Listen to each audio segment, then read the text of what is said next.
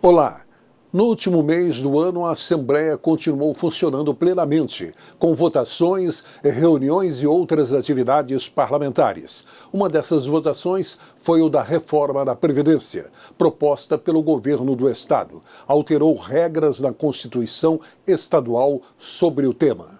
A proposta que altera a Constituição Estadual e modifica o sistema de previdência social foi aprovada por 20 votos favoráveis e 2 contrários. O relator da proposta, deputado Gerson Claro, do PP, destacou na tribuna que o país já vem fazendo mudanças nas regras previdenciárias desde 1998.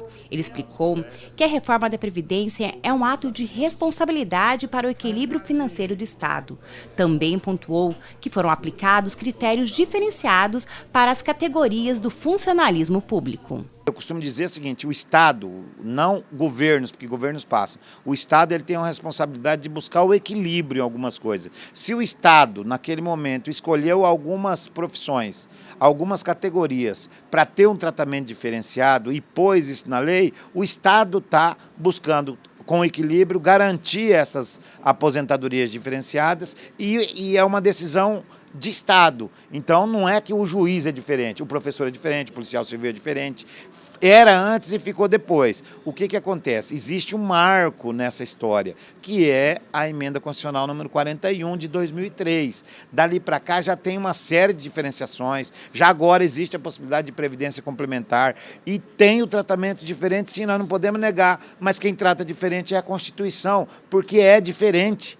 Algumas carreiras são carreiras de Estado, algumas carreiras são carreiras essenciais à justiça, algumas carreiras, como a carreira de professor, recebeu um tratamento diferente pelo Congresso Nacional. Então, nós não estamos falando que está certo ou que está errado, nós estamos falando que trata diferente, porque assim quis a Constituição, assim quis o nosso Congresso Nacional e está aprovado desse jeito. A base do texto da reforma da Previdência Estadual é da emenda Constitucional 103. Aqui segue basicamente na íntegra, com modificações de aperfeiçoamento de texto, mas na essência é uma repetição daquilo que é preconizado na emenda Constitucional 103. Ela tem uma previsão de vacatio legis, ainda não foi finalizado, demanda ainda uma votação de redação final e ali estabelece um prazo de 90 dias para que ela possa entrar em vigor, é a chamada vacatio legis, né? Portanto, só a partir da sua promulgação pela Assembleia Legislativa começa a estabelecer esse prazo. A proposta aprovada reforça o caráter contributivo e solidário dos chamados regimes próprios de previdência, sejam estaduais e municipais, que deverão ser únicos. As mudanças, se aprovadas, serão válidas a servidores efetivos de todos os poderes. Haverá uma idade mínima de 62 anos para mulheres e 65 para homens. Com 75, a aposentadoria será compulsória. Policiais, agentes penitenciários, trabalhadores expostos a agentes nocivos e professores terão 5 anos a menos na idade mínima. A fórmula de cálculo da aposentadoria a ser utilizada pelo MS-Prev será a mesma do INSS. Municípios e o Estado deverão criar uma previdência complementar para quem quer receber acima do teto do INSS. Hoje, em R$ 5.839,45, e os servidores farão uma contribuição relativa ao valor acima do teto. O abono de permanência para quem alcançou a idade mínima, mas optou por continuar no serviço público, será limitada ao valor da contribuição previdenciária. Mudanças também nas pensões por morte. As famílias passarão a ter uma base de 50% dos vencimentos do servidor que faleceu, acrescido de 10% por dependente, até alcançar 100%. A proposta quer criar também uma contribuição compulsória pelos próximos 20 anos, caso os regimes de previdência estejam deficitários. O total de descontos no salário do servidor não poderá exceder 45%. Regras de transição foram criadas para os servidores que ingressarem no serviço público antes da vigência da reforma, caso ela seja aprovada. Uma é a regra 85/95, também utilizada pelo INSS, que recebe um número anualmente até alcançar 100 para mulheres e 105 para homens. Ela é a soma da idade do servidor com tempo de contribuição. Outra, a idade mínima de 57 anos para mulheres com 30 anos de contribuição e 60 para homens com o mesmo tempo de contribuição. Serão exigidos 20 anos no serviço público e pelo menos 5 no cargo atual. Carreiras como a de professor, policial civil, agentes penitenciários e servidores expostos terão regras de transição diferenciadas. Para quem ingressou até 31 de dezembro de 2003, a integralidade será garantida, desde que cumpridos os requisitos de idade mínima propostos, a partir de 2004, 60% da média salarial, mais 2% por ano contados a partir dos 20 anos de serviço público. Apesar da aprovação da medida, o deputado Pedro Kemp manteve oposição ao projeto, alegando que a PEC diminuiu direitos dos trabalhadores. Acredito que uma PEC dessa magnitude deveria seguir o rito normal da tramitação para que nós pudéssemos analisar com profundidade, inclusive as 26 emendas que foram apresentadas. Segundo, o governo do estado não encaminhou um estudo do impacto financeiro, do cálculo atuarial, e nós ficamos sem, na verdade, um aprofundamento desse estudo que é muito importante. Terceiro, a reforma da Previdência do Estado, ela praticamente desconstitucionaliza as regras para a aposentadoria dos servidores. O que significa isso? Ela retira da Constituição as regras e remete para leis ordinárias, o que podem ser modificadas de forma mais fácil, mais tranquila, do que, por exemplo, se fosse uma emenda constitucional. E, por fim, é uma reforma que não leva em consideração algumas categorias e segmentos específicos, como pessoas com deficiência, categorias que têm trabalhos que colocam em risco a vida da pessoa, trabalhos insalubres, ficaram fora, né, das condições especiais de aposentadoria. Por esses motivos é que nós votamos contra o projeto. Deputados derrubam veto do Executivo e pessoas com fibromialgia também terão direito a utilizarem ao atendimento preferencial em bancos e supermercados.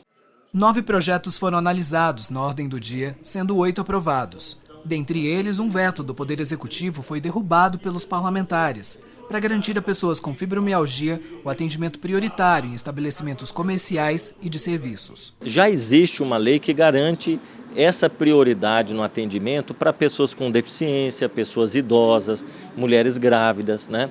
E nós estamos incluindo as pessoas portadoras de fibromialgia, porque em função da enfermidade são pessoas que não podem aguardar muito tempo em pé numa fila, né? Então nós conseguimos sensibilizar os deputados e foi uma votação unânime derrubando o veto do governo. Então a partir de agora fica valendo a lei que também garante prioridade às pessoas com fibromialgia no atendimento nos estabelecimentos comerciais. A fibromialgia é uma doença caracterizada por dores crônicas em diferentes partes do corpo, principalmente nos tendões e articulações. Após reuniões da Frente em Defesa dos Direitos da Pessoa Idosa, projeto apresentado na Casa que obrigam empresas de ônibus a fixarem aviso sobre o direito à gratuidade para quem tem mais de 60 anos. O direito ao passe livre é garantido por lei àqueles que possuem idade igual ou superior aos 60 anos e têm renda de até 2 salários mínimos. E para garantir esse benefício, o deputado Renato Câmara apresentou o projeto de lei que obriga as concessionárias do serviço de transporte rodoviário intermunicipais e interestaduais de passageiros a fixarem nos locais de vendas de passagens adesivo contendo texto conscientizando a população sobre o direito do idoso ao passe livre. O que nós observamos ao longo das discussões na frente parlamentar em defesa do direito das pessoas idosas é que esse ano teve um aumento de 43%, né, das reclamações dos idosos ao PROCON do não cumprimento do passe livre, né, dos idosos, ou seja, já é preconizado por lei o Estatuto do Idoso, onde um número de poltronas tem que ser disponibilizada gratuitamente aos idosos. E o idoso, ele acaba utilizando o transporte e observa que as poltronas que deveriam estar ocupadas pelos idosos estão vazias. Então, ele acaba não fazendo esse registro, não tendo a garantia dos seus direitos. O autor do projeto, o deputado Renato Câmara, do MDB, explica que essa demanda foi solicitada durante as reuniões da Frente Parlamentar em Defesa do Direito do Idoso. E com essa iniciativa, que foi sugerida em debates na Frente Parlamentar, nós vamos facilitar a informação para a pessoa idosa. Ele chega no guichê, sente que ou observa que a lei não está sendo cumprida, ele imediatamente fazer essa denúncia, esse registro, para que seja cumprida os seus direitos e a observância da legislação. Então é uma lei simples, mas que tem um alcance muito grande para a dignidade da pessoa idosa. Quem aposentou-se pelo Executivo, mas cometeu falta gravíssima enquanto ainda trabalhava, poderá perder seu benefício. A mudança no Estatuto dos Servidores desse poder passou pelo crivo dos parlamentares.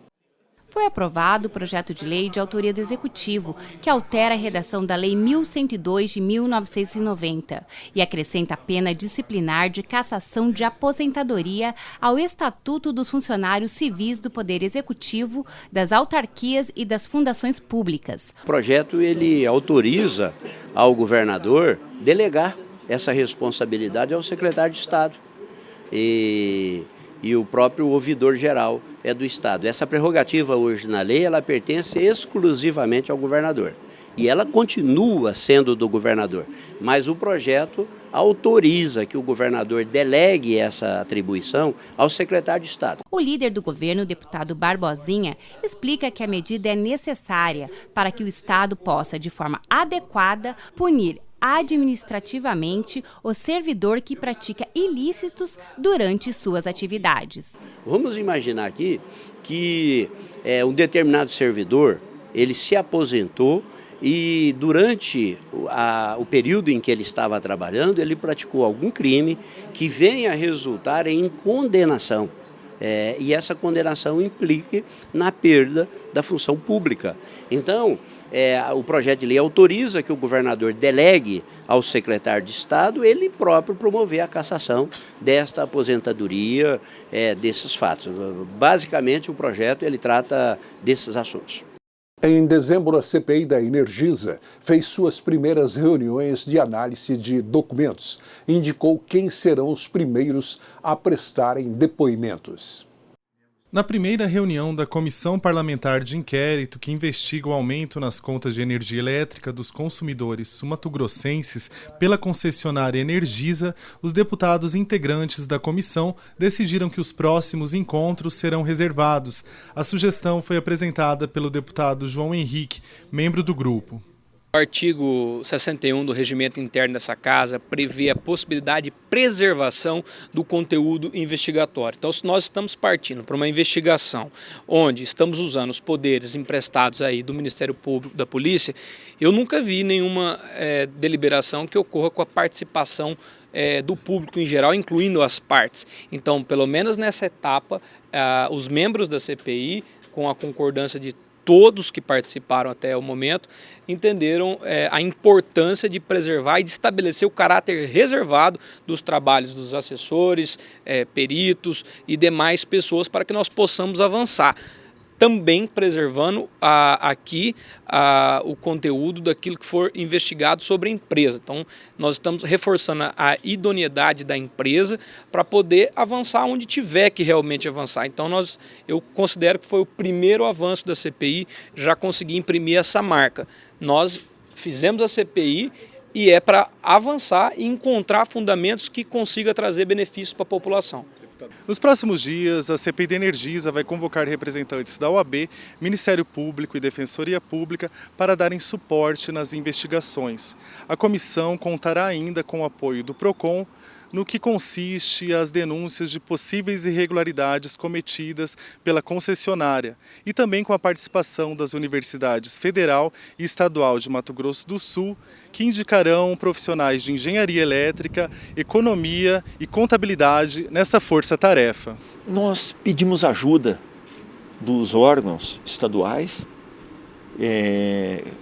hoje como a Universidade Estadual, a Universidade Federal, para serem parceiras aqui da CPI com técnicos, né? O próprio órgãos do governo do estado também, e a OAB. Estamos em contato com o Ministério Público Estadual, que abriu um procedimento, a Promotoria de Defesa do Consumidor.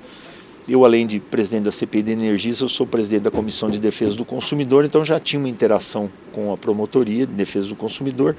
Nós queremos que haja um sigilo para as pessoas que vão fazer os depoimentos aqui. Tem algumas pessoas que não se sentem à vontade em fazer depoimento aberto com muita gente, principalmente com representantes da própria empresa Energisa. Mas os requerimentos que são para a própria Energisa vão ser entregues para elas, então não tem problema nenhum em relação à defesa, nada, né? Porque as pessoas que vão falar, os requerimentos vão ser entregues depois, as perguntas, os questionamentos para a própria empresa. Então não vai ser dado todo o amplo direito de defesa, vai ser toda a questão toda da transparência da atuação da comissão vai ser, e nós não queremos fazer disso palanque, fazer disso uma operação midiática, e sim dar um resultado concreto à população de Mato Grosso do Sul, dar uma resposta justa, fazer a coisa correta, e o que for certo é bom para todo mundo. Um breve intervalo no Jornal Parlamentar. No próximo bloco, a aprovação do orçamento para o ano de 2020. Por que modernizar? Para conectar, mas não se trata apenas de aplicar novas tecnologias, é melhorar, tornar acessível, integrar. Modernizar é aproximar os parlamentares dos cidadãos, os direitos dos deveres, os desafios das melhores soluções. A Assembleia Legislativa comemora seus 40 anos pronta para o futuro, com uma gestão cada vez mais moderna e mais próxima de você. Assembleia Legislativa de Mato Grosso do Sul.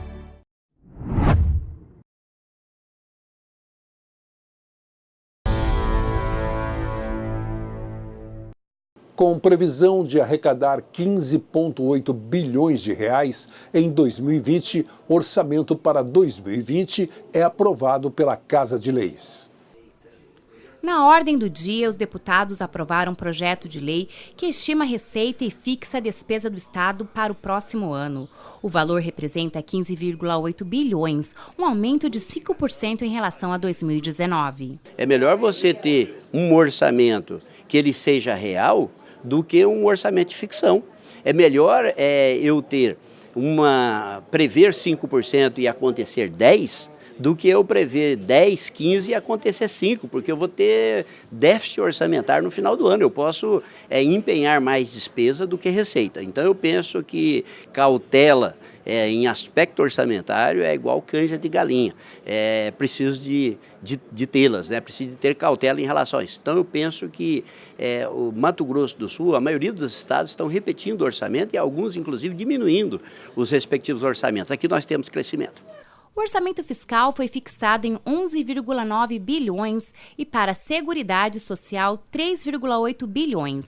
Entre os repasses, o Poder Legislativo, que engloba a Assembleia Legislativa e o Tribunal de Contas, terão destinado 612 milhões. No Poder Judiciário, o orçamento será de mais de 1 bilhão de reais, sendo repassado ao Tribunal de Justiça 949 milhões e 497 milhões ao Ministério Público Estadual. Dos mais de 13 bilhões e meio a serem utilizados pelo Poder Executivo, 128 milhões foram reservados para uso em situações de emergência. Ao projeto orçamentário foram apresentadas 138 emendas, sendo 2 rejeitadas. O líder do governo afirmou que o orçamento é fechado e não há como agregar novas despesas. Ele ainda destacou que a infraestrutura teve um aporte considerável. O orçamento ele contempla a saúde, ele contempla a educação, contempla a segurança pública e também o setor de infraestrutura. Eu acho que o setor de infraestrutura, prevendo investimentos do Fundersul, recursos do Fundersul, prevê também que seja um ano alvissareiro com relação à questão da infraestrutura no nosso estado. Na mesma sessão, a tabela de serviços do Detran foi modificada sem ônus ao usuário, graças a uma subemenda. Os parlamentares também aprovaram um projeto que dispõe sobre o Fundo de Modernização e Aperfeiçoamento do Tribunal de Contas. O deputado João Henrique, do PL, explicou sobre os principais pontos da medida. Dentro desse tipo de problema, de multa já consolidada no tribunal, o prefeito, o gestor, o presidente de Câmara, gestores de autarquias ganhará um desconto de 90% do valor total, incluindo os juros moratórios, multa e o principal, que é uma grande novidade. É a primeira vez que se faz um refis dessa magnitude, reconhecendo que o problema era de caráter pontual. Quer dizer, nós não temos aqui um refis que visa ajudar o cidadão, o gestor, o prefeito a quitar a conta porque está em dificuldade financeira. É um refis que reconhece que o envio de documentação atrasada não constitui algo justo para penalizar com severas multas e demais penalidades decorrentes aquela pessoa que apenas não entregou um documento a contento no tempo estipulado. Outra proposta que segue para a sanção do governador é um projeto de lei que proíbe o corte no fornecimento de serviços como água, energia e telefonia nas sextas-feiras, final de semana e nos períodos de feriado. O entendimento que eu tenho é que para haver esses cortes precisa ter um aviso prévio, o consumidor tem que estar sabendo de fato, do risco que ele tem de ficar sem o fornecimento de energia, no caso, principalmente água, e o projeto vem nesse sentido, quer dizer, vem um feriado, na véspera vai lá e corta e deixa o consumidor sem esse atendimento essencial da energia, principalmente da água.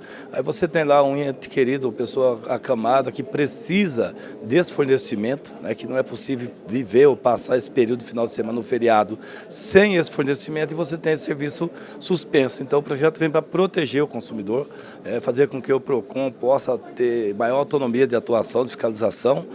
A taxa de iluminação pública hoje cobrada em conjunto com a conta de energia elétrica poderá mudar. A ideia em análise na Assembleia é que um boleto específico para ela seja emitido. A contribuição para o custeio da iluminação pública dos municípios, a COSIP, poderá ter cobrança em separado nas contas de energia elétrica. Ao menos é o que prevê projeto de lei do deputado Massal Filho, do PSDB. Vou dar um exemplo aqui da cidade de Dourados, que prevê a possibilidade do não pagamento da taxa de iluminação pública caso a pessoa não a tenha em frente à sua residência, na sua rua. Porque o que ocorre hoje, apesar de ser uma taxa exclusivamente para financiar a iluminação pública, que deveria ir direto para esse tipo de serviço, e não é barato, é cobrado de todo mundo, de todas as residências. No entanto, existem várias reclamações de consumidores que está com a sua rua, à frente da sua casa, às escuras, sem iluminação pública. Então ele poderia perfeitamente dizer, não, eu não vou pagar a taxa enquanto eu não tiver o benefício, o que seria o correto, o justo. Ocorre que atualmente a taxa de iluminação pública é cobrada na mesma fatura da conta de energia elétrica. Se a pessoa não paga a taxa de iluminação pública, ela não paga a conta de energia e a sua luz é cortada. Com a aprovação desse projeto, esse projeto se tornando lei, a pessoa vai ter esta opção. Ela vai ter na própria conta, para não gerar custos, não é necessário imprimir uma outra fatura, na própria conta tem um código de barra referente à taxa de iluminação pública, um código de barra referente ao consumo de energia. E aí a pessoa optará por pagar os dois ou apenas um, caso ela não tenha o benefício da iluminação pública, como é já previsto em lei municipal. De acordo com o texto do projeto, as cobranças poderão ser geradas em um mesmo documento, porém com códigos de barra separados. A cobrança da COSIP foi inserida na Constituição Federal por meio de emenda constitucional em 2002 e serve para custear e garantir melhorias nos serviços de iluminação pública das cidades. Membros da Frente Parlamentar do Leite tomaram posse em dezembro. O objetivo da frente é defender o setor do leite. Mato Grosso do Sul observou uma queda de 41% na sua produção leiteira nos últimos 5 anos. Reverter esse quadro será um dos objetivos da Frente Parlamentar do Leite, que deu posse a seus membros na tarde de hoje na Assembleia Legislativa. O grupo de trabalho é composto por representantes do segmento e coordenado pelo deputado Renato Câmara.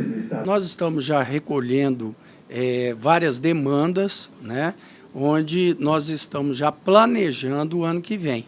Então, hoje, nós vamos dar posse às instituições, apresentar a dinâmica de trabalho para que nós possamos já entrar em 2020 já acelerados e buscando resolver os problemas o mais rápido possível. O leite, sem dúvida nenhuma, é uma matriz econômica, basicamente no Mato Grosso do Sul, de pequenos e médios produtores. O leite, todos os dias se tira leite. Então, é uma renda diária que o pequeno produtor tem. Você pega um assentado, por exemplo, que tem o leite como fonte de renda, todo dia ele tem uma renda. Enquanto que outras atividades, como a mandioca, é de 2 em 2 anos. Então, o leite ele é uma base econômica fundamental para viabilizar o homem no campo, para que ele continue dentro da sua propriedade e poder fazer os investimentos mais imediatos. O estado ocupa hoje a 19ª posição no ranking nacional de produção, fato que o torna importador do insumo. Para o deputado de Goiás, Amaury Ribeiro, esse cenário é muito parecido com o que seu estado se encontrava há alguns anos. Ele participou da reunião para trazer exemplos de práticas adotadas por nossos vizinhos que os levaram ao sucesso do setor. Primeiramente, em Goiás, nós tivemos a ajuda do governo e é necessário para que o Mato Grosso do Sul também dê início a esse movimento, que o governo ajude os produtores, que essa casa faça como o deputado vem fazendo, tentando somar em audiências, em frentes parlamentares, para que possa somar junto ao produtor.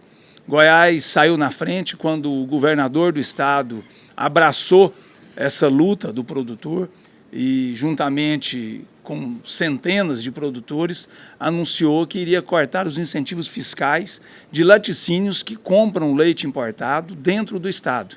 E isso deu um grande impacto. Isso fez com que os laticínios resolvessem se sentar em uma mesa redonda de igual para igual com os produtores.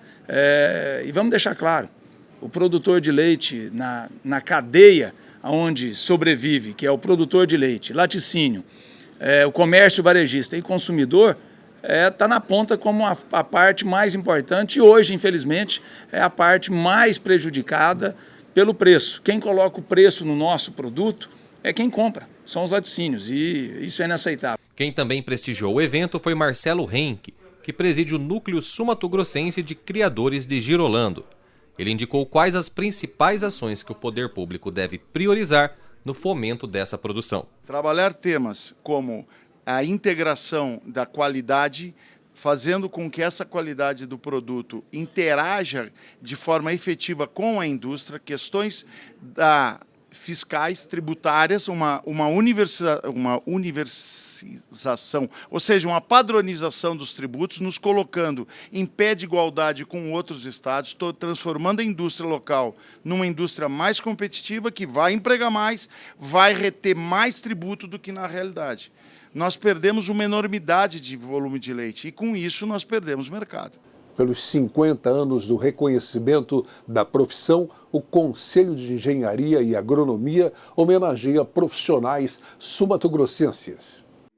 A Assembleia Legislativa comemorou os 40 anos do Conselho, que desde 1979 vem atuando na promoção, aprimoramento e fiscalização do exercício da profissão. A honraria é uma proposição do presidente da Casa de Leis, deputado Paulo Correa, e deputado Renato Câmara, por meio da Resolução 104 de 2019, que criou o Diploma de Honra ao Mérito Legislativo 40 anos do CREA-MS engenheiro Ernesto Vargas Batista, que concede homenagem àqueles que prestaram relevantes serviços à população de Mato Grosso do Sul e que contribuíram com os 40 anos da instituição. Eu sou engenheiro civil, Renato Câmara, engenheiro agrônomo. Vamos fazer uma sessão solene para o CREA comemorar os 40 anos na casa. Claro que tinha que ser pelos dois engenheiros, então a gente fica muito feliz de estar aqui com uma categoria que também constrói o Mato Grosso do Sul. Nós também na Assembleia estamos comemorando 40 anos da primeira Constituinte do Estado, então é tudo motivo de festa e eu como engenheiro me sinto muito feliz de estar presidindo a casa nesse momento e também representando o deputado Renato Câmara, que não pôde estar presente, mas que me mandou representá-lo nessa homenagem que nós estamos fazendo para todos os engenheiros civis e agrônomos do CREA. É uma satisfação estar na Assembleia Legislativa e a partir da proposta dos deputados engenheiro civil Paulo Correia, engenheiro agrônomo Renato Câmara, nós termos essa sessão solene em comemoração dos 40 anos do CREA. O simbolismo dessa data, desse momento, está na carreira dos profissionais que vão ser homenageados e a importância deles no desenvolvimento desse Estado, no desenvolvimento das condições de vida das pessoas. Então, a importância desse momento se reveste assim, de uma grandeza ímpar. Na solenidade, 52 pessoas receberam o diploma de honra ao mérito legislativo. Profissionais que deixaram suas marcas com ideias inovadoras que transformaram traços, cálculos e planilhas em edificações, estradas, pontes e rodovias de Mato Grosso do Sul. A engenharia, ela contribui para o progresso do Estado. Isso é incontestável e todos nós sabemos que o desenvolvimento passa pela engenharia. Então, se nós formos lembrar do que nós tínhamos em infraestrutura há 40 anos atrás, hoje a movimentação é muito mais rápida, né? Todos os meios de comunicação passam pela engenharia, a eletricidade, o telefone celular,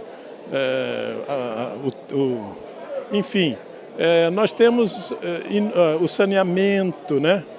Então, eu acho que nós temos muitas contribuições e essa homenagem, eu quero crer que ela seja bastante justa e tenho certeza que aqui estão muitos dos responsáveis pela situação que hoje se encontra o nosso Estado em pleno desenvolvimento e sendo um dos celeiros deste Brasil. Após 8 gestões como conselheiro, tendo sido presidente interino, fundado o Sindicato dos Engenheiros, a Associação Brasileira dos Engenheiros Civis, um dia eu sabia que isso ia acontecer. Mas, graças a Deus, foi nessa gestão, o presidente Dirso, o Renato Câmara como deputado, escolheram meu nome. Eu acho que isso faz 2 coisas importantes. Uma é a emoção ser muito maior que o fato. E outra, mostrar que vale a pena você trilhar caminhos de valorização profissional, de dignidade, de cidadania. Então hoje eu tenho como um brinde a felicidade de poder valorizar meus antepassados que vieram de tão longe, da Alemanha, de Portugal, do Líbano, para mostrar que nós podemos fazer a diferença. Bom, é um sentimento de gratidão. De gratidão pela homenagem, de gratidão por sermos reconhecidos como profissionais. Nós da engenharia temos elevada qualificação técnica, nós somos instrumento do desenvolvimento da nossa nação. Então é uma homenagem justa, é uma homenagem merecida e eu acho que todos nós somos vencedores em estar aqui essa noite. A engenheira Ana Luzia falou da homenagem recebida em nome de seu pai, o engenheiro civil Ernesto Vargas Batista, que dá o nome ao diploma legislativo. O sentimento que eu tenho, em nome de minha família, é assim de uma alegria muito grande, de gratidão também, porque para nós representa bastante essa homenagem nos 40 anos do CREA-MS, porque ele era um engenheiro, ele a vida toda se dedicou à engenharia, principalmente aqui no estado de Mato Grosso do Sul. E assim, é bastante simbólico também, porque a homenagem acontece nesta Casa de Leis, uma casa que representa o nosso estado de Mato Grosso do Sul. Mais um breve intervalo no Jornal Parlamentar e já voltamos. Por que modernizar? Para conectar, mas não se trata apenas de aplicar novas tecnologias, é melhorar, tornar acessível, integrar. Modernizar é aproximar os parlamentares dos cidadãos, os direitos dos deveres, os desafios das melhores soluções. A Assembleia Legislativa comemora seus 40 anos pronta para o futuro, com uma gestão cada vez mais moderna e mais próxima de você. Assembleia Legislativa de Mato Grosso do Sul.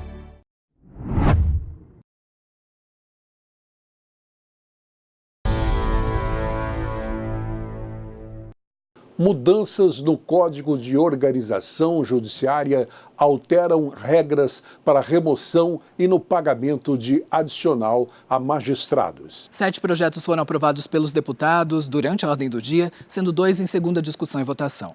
Do Poder Judiciário, há alterações no Código de Organização e Divisão Judiciária. Por exemplo, nos concursos de remoção, critérios de merecimento e antiguidade serão alternados. Há também, por emenda dos deputados, uma redução de 33% para 20% do subsídio dos magistrados para o cálculo de gratificação por cumulação de acervo processual. De autoria do deputado Antônio Vaz, do Republicanos, fica criada a Semana de Prevenção e Combate à Violência Autoprovocada, Automutilação e Suicídio. Ela deve ocorrer no mês de setembro, junto com a campanha Setembro Amarelo, que visa conscientizar sobre como evitar casos de suicídio. Os 2 projetos seguem agora para a sanção do governador. Frente em Defesa dos Recursos Hídricos discute as dificuldades que os municípios sul-mato-grossenses enfrentam no recebimento de recursos federais. A Frente Parlamentar de Recursos Hídricos, que é coordenada pelo deputado Renato Câmara, promoveu reunião ordinária nesta quarta-feira na Assembleia Legislativa. Um dos objetivos do encontro foi discutir o turvamento do rio Betione, que se encontra dentro da bacia hidrográfica do rio Miranda. Maria Helena Andrade, professora universitária, preside o comitê que estuda essa bacia e vai falar agora com a gente a respeito das expectativas dessas discussões. Agora que a gente está tendo uma grande oportunidade de fazer uma discussão exatamente no momento que é um verão, né, época de chuvas. Então, a bacia do rio Betione tem mostrado com frequência um turvamento, e não é só o rio Betione, a gente tem outros rios que compõem a Serra da Bodoquena, como o Formoso, Formosinho, Mimoso. Então, a gente percebe que o volume de chuvas agora não precisa ser grande, não precisa ser volumoso, né, para que a gente já tenha um turvamento. E agora nós nos preocupamos, né, enquanto bacia do rio Miranda, e a gente tem dados já que vêm se acumulando ao longo do tempo, e agora nós estamos aqui nessa oportunidade para tentar clarear sobre quais são os reais motivos que essa água vem turvando com tão pouco volume de chuva, o que não acontecia antes. Hoje foi uma frente parlamentar, uma reunião muito concorrida. Primeiro porque nós tivemos várias participações de outros estados. Ocorreu aqui no Mato Grosso do Sul o Fórum Nacional dos Comitês de Bacia Hidrográfica que discute as águas. E nós tivemos aqui o presidente nacional no nossa reunião, onde houve várias interferências, discussões e encaminhamentos como a regulamentação do Fundo Estadual de Recursos Hídricos, que é um ponto primordial. É o alicerce da construção de todas as ações dos comitês que já existem no Mato Grosso do Sul e também um ponto de ações futuras. Então, esse Fundo Estadual de Recursos Hídricos, a sua regulamentação é um ponto que nós batemos o martelo aqui como ponto primordial em todas as ações. Depois, nós tivemos o debate do fortalecimento dos comitês, porque o comitê das bacias hidrográficas, eles estão próximo das ações de proteção à água. São eles, a sociedade civil, junto com a governança municipal, junto com as empresas, os empresários, os agricultores, que discute quais são as melhores ações para proteger os nossos recursos hídricos, que é um bem fundamental de desenvolvimento, principalmente se tratando de desenvolvimento industrial e também desenvolvimento agrícola, porque o futuro é a irrigação, o futuro, sem dúvida nenhuma, é os recursos hídricos. Então, foi uma discussão que nós tivemos vários avanços, várias ideias, várias questões para ser debatidas e que fechamos esse ano com um balanço muito positivo de várias conquistas pela Frente Parlamentar de Recursos Hídricos. Pelos 40 anos da Assembleia, deputados homenageiam membros da Procuradoria-Geral do Estado. Dando continuidade às comemorações que homenageiam as instituições que ajudaram a construir Mato Grosso do Sul em seus 40 anos, a Assembleia Legislativa dedicou a noite para lembrar dos procuradores do Estado. A cerimônia foi comandada pelo presidente da Casa de Leis, deputado Paulo Correia. A Procuradoria-Geral do Estado, que tem os procuradores todos que defendem os estados nas diversas ações e representam os poderes quando tem uma ação que ele pode estar fazendo o embate, eu acho que é o advogado principal das causas relativas ao gerenciamento e à gestão de todos os poderes. Então, cumpre aqui para a Assembleia Legislativa, nos 40 anos, nesta comemoração dos 40 anos, também homenagearmos a esses que cumprem essa função tão importante, que é defender das mais remotas questiúnculas que tenham contra a Assembleia Legislativa, também o Procurador de Estado tem a participação ativa como o advogado, não só representando o Estado, mas defendendo o que o Estado pensa e não deixando perder prazo, não deixando com que aconteça diversas coisas que são inerentes às ações que são movidas normalmente contra o Estado, contra a Assembleia. Os procuradores é que nos defendem. A Procuradora-Geral do Estado, Fabiola Barchetti, falou em nome de todos os homenageados. Para ela, a relação entre o Legislativo Estadual e a instituição que faz parte há quase 15 anos tem sido positiva desde a Constituinte, motivo pelo qual os próximos 40 anos também deverão ser motivo de comemoração em Mato Grosso do Sul. Eu sou uma entusiasta e acredito muito que nós estamos caminhando para dias melhores. A nossa formação, a nossa mentalidade, ela é de modernização. E nesse sentido, eu penso que a Procuradoria é uma instituição extremamente importante para a qualificação de todos aqueles que prestam serviço público. Então, o que eu vejo é um futuro realmente melhor, de um Estado maior e cada vez mais com condições de competitividade. É o que também acredita Renato Maia Pereira, que preside a Associação de Classe dos Procuradores. A nossa relação com o parlamento é muito boa, não de hoje, há muitos anos. O parlamento sempre está atento às nossas reivindicações, de portas abertas. Particularmente agora, o presidente Paulo é um amigo da nossa carreira, ele está sempre de portas abertas para nos ajudar, ouvir o que a gente tem a propor e para melhorar institucionalmente. Aqui a gente não vem pedir somente recursos pessoais para a gente, mas a gente principalmente vem pedir recursos institucionais para que a nossa carreira possa atender às demandas do Estado. A Procuradoria-Geral do Estado foi instituída à época do governo Arria Amorim Costa, por meio do Decreto-Lei número 25 de 1º de janeiro de 1979, mas teve seu primeiro concurso apenas em 1988. Um dos aprovados na ocasião foi Rafael Coldibelli, que há 31 anos faz a defesa do Estado. Ele avaliou quais as principais mudanças percebidas pela carreira ao longo desse tempo. Mudança significativa a gente vê no entorno. O entorno, a preparação dos procuradores do Estado para responder pelo Estado de Mato Grosso do Sul as preocupações com direitos, deveres e obrigações. Mas, pessoalmente, eu acho que o intuito de todos os procuradores é o mesmo de sempre, aquela dinâmica sempre de se preparar e buscar o melhor resultado para o melhor do Estado de Mato Grosso do Sul. A nossa história com a Assembleia ela é desde todo sempre, porque a Procuradoria ela também tem a representação judicial dos interesses da Assembleia Legislativa. Na verdade, todos os poderes, Poder Judiciário, Tribunal de Contas, nós é que fazemos a defesa judicial de todos eles. E E, então, nesse sentido, né, a gente viu aí a construção da própria sedimentação da Procuradoria nessa atuação. Esses 14 anos de PGE, eu pude participar da crescente da nossa participação na gestão pública. Eu acho que esse, sem sombra de dúvida, é o mais visível, né? O nosso avanço mais visível. E dentro dessa administração pública, incluem-se também os poderes. Nosso relacionamento é, com certeza, hoje muito mais fortalecido e a gente consegue contribuir para uma maior segurança jurídica, uma melhor atividade no que diz respeito ao ambiente jurídico. Último evento do ano em celebração aos 40 anos de Poder Legislativo, o primeiro prêmio de jornalismo foi entregue pelos parlamentares aos jornalistas vencedores. 2019 foi um ano muito especial para a Assembleia Legislativa. Mato Grosso do Sul comemorou o seu 40º aniversário. E aqui, na sede do Legislativo Estadual, todos os poderes e instituições que ajudaram a construir essa história foram homenageados com cerimônias emocionantes.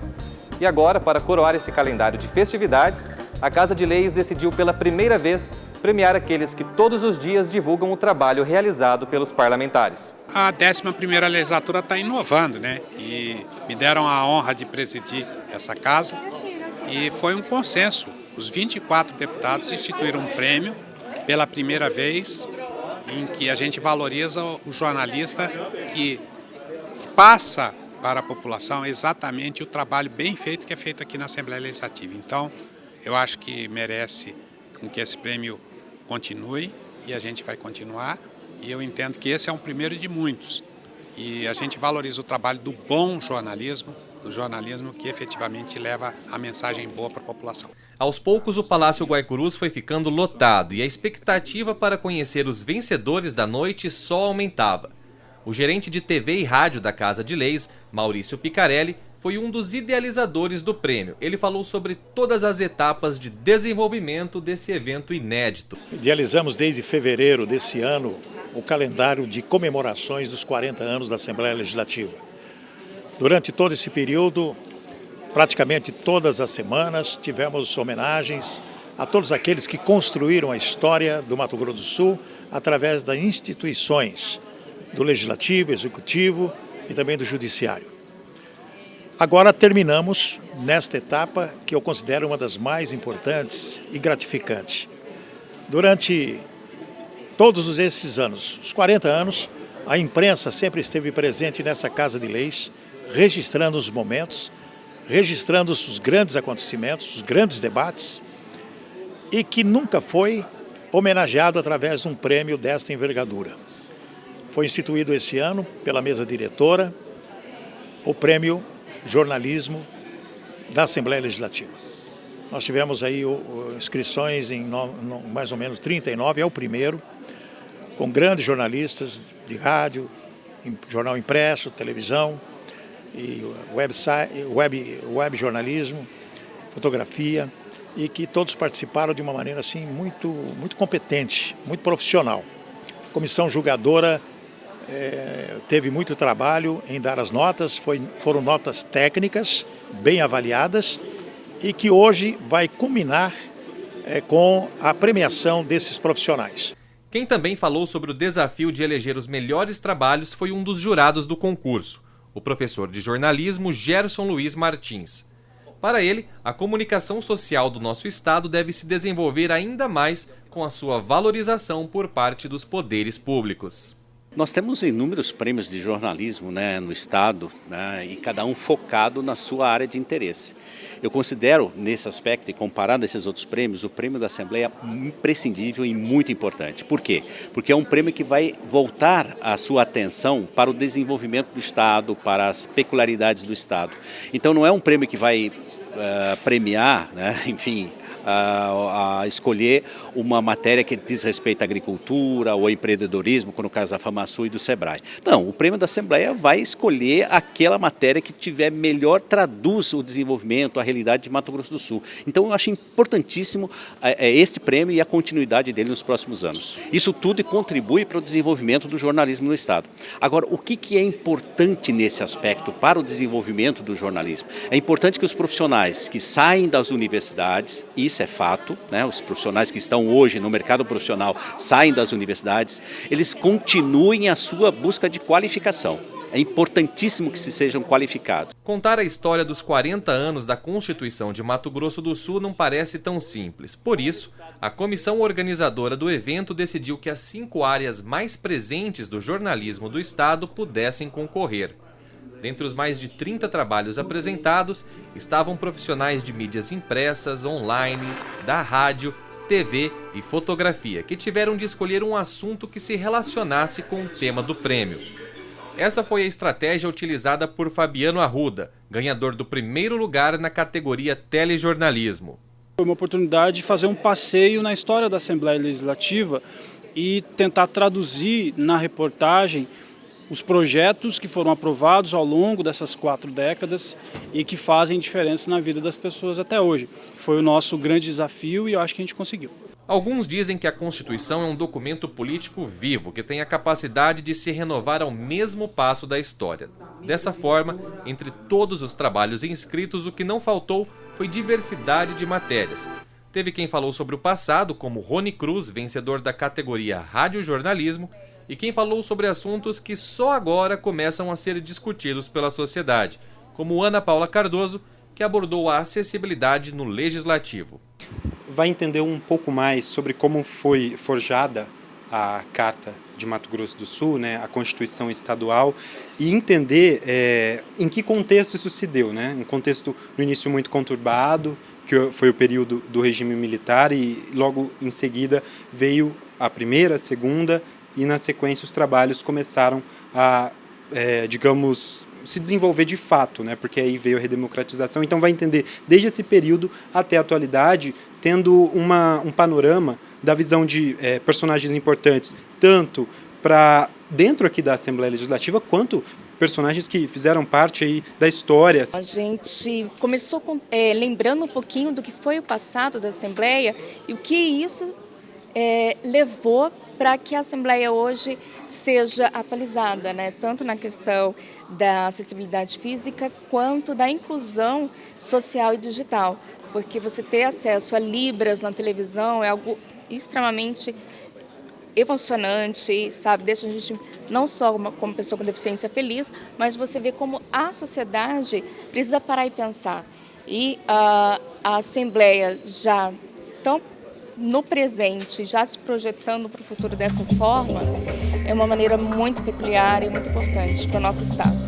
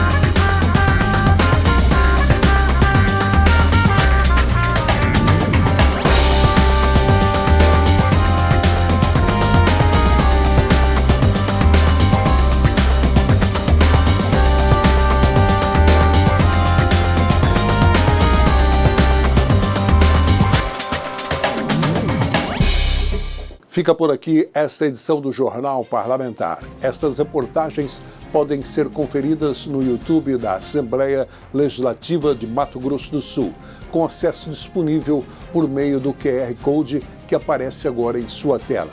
Siga acompanhando aqui no canal 9 da NET a nossa programação e também as nossas mídias sociais. Até mais.